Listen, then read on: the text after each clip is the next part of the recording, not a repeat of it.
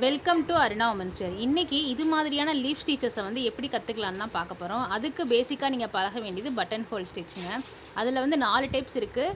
Single button whole, double button whole, இது வந்து single button whole, இது வந்து டபுள் சைட் பட்டன் ஹோல், அதுக்கப்புறம் inner button whole, outer button whole சொல்லிட்டு 4 type இருக்குது பேசிக்காக. அந்த 4 டைப்ஸை கற்றுக்கிட்டா போதும், சூப்பராக ஃப்ளவர் டிசைன்ஸ்லாம் போடலாம்.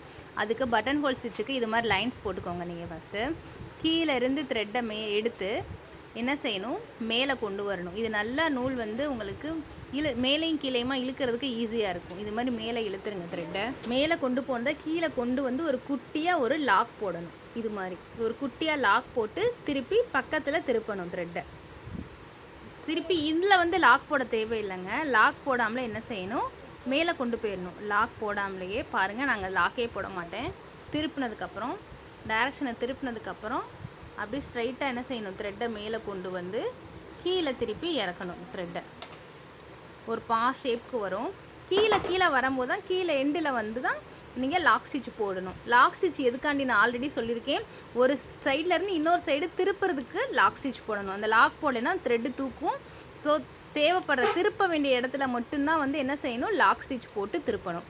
மற்றபடி மேலேருந்து கீழே கொண்டு வரதுக்குலாம் லாக் போட தேவையில்லை. இதையே கண்டினியூ பண்ணிங்கன்னா இப்போ வந்து சிங்கிள் பட்டன் ஹோல் ஸ்டிச் வந்து கம்ப்ளீட் ஆயிருங்க.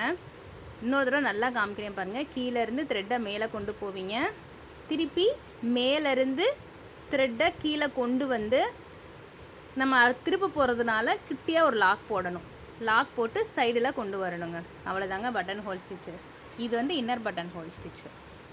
இதே மாதிரி போட்டு எண்டு நாட் போட்டுக்கோங்க. அடுத்து வந்து double side button hole stitch நம்ம பார்க்க போகிறோம். இது மாதிரி பாக்ஸ் போட்டுட்டு சென்டர்லேருந்து நீங்கள் ஸ்டார்ட் பண்ணுங்கள். இது வந்து இதேமாதிரி நீங்கள் பிக்சர் வரனால இதேமாரி டிவைட் பண்ணி தான் நீங்கள் வந்து அந்த ஸ்டிச்சஸ்லாம் போட முடியும். இதுக்கு வந்து சென்டர்லேருந்து நம்ம எடுக்கணும். த்ரெட்டை சென்டர்லேருந்து எடுத்து மேலே கொண்டு வரணும். மேலே கொண்டு வந்த த்ரெட்டை திருப்பி சென்டருக்கு கொண்டு வந்து சென்டர்லேருந்து திருப்பி கீழே கொண்டு வரணுங்க.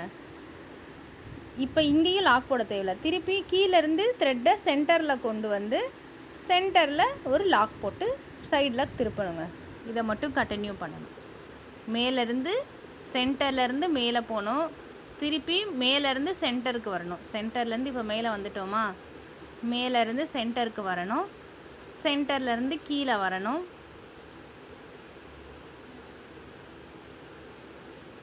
பாருங்கள், த்ரெட்டு வந்து கட் ஆகிறது எல்லாருக்குமே எவ்வளோ எக்ஸ்பீரியன்ஸ்டாக இருந்தாலும் வரதான் செய்யும். நீங்கள் அதை பக்குவமாக ஹேண்டில் பண்ணுறத தான் இருக்குது. ஸோ நம்மளுக்கு தான் கட் ஆகுமோன்ற டவுட்டே உங்களுக்கு வேண்டாம். அதனால தான் நான் இதை கூட நான் ஒமிட் பண்ணலை. உங்களுக்கு நீங்கள் பார்க்கணும் அப்படின்றதுக்காண்டி இதில் ஆட் பண்ணி தான் வச்சுருக்கேன். திருப்பி மெதுவாக அந்த த்ரெட்டையே தான் திருப்பி நான் கண்டினியூ பண்ணுறேன். பாருங்கள், கொஞ்சம் பொறுமையாக நீங்கள் ஹேண்டில் பண்ணால் போதும். சில்க் த்ரெட் வந்து கட் ஆகிற சொல்யூஷன் வந்து கரெக்டாக ரெக்டிஃபை ஆகிரும் ஒரு கொஞ்ச நாள்லையே. இது மாதிரி கீழே கொண்டு வந்து சென்டருக்கு வரணும். சென்டர்லேருந்து திருப்பி சைடில் வரணும். இதே மெத்தடை தாங்க நீங்கள் ஃபாலோ பண்ணணும் டபுள் பட்டன் ஹோலுக்கும். இந்த 2 ஸ்டிச்சையும் நீங்கள் வந்து ப்ராக்டிஸ் பண்ணி எனக்கு கீழே தெரிகிற வாட்ஸ்அப் நம்பருக்கு சென்ட் பண்ணுங்கள். அடுத்து என்ன பண்ணணும் அப்படின்றத நான் சொல்கிறேன். தேங்க்யூ.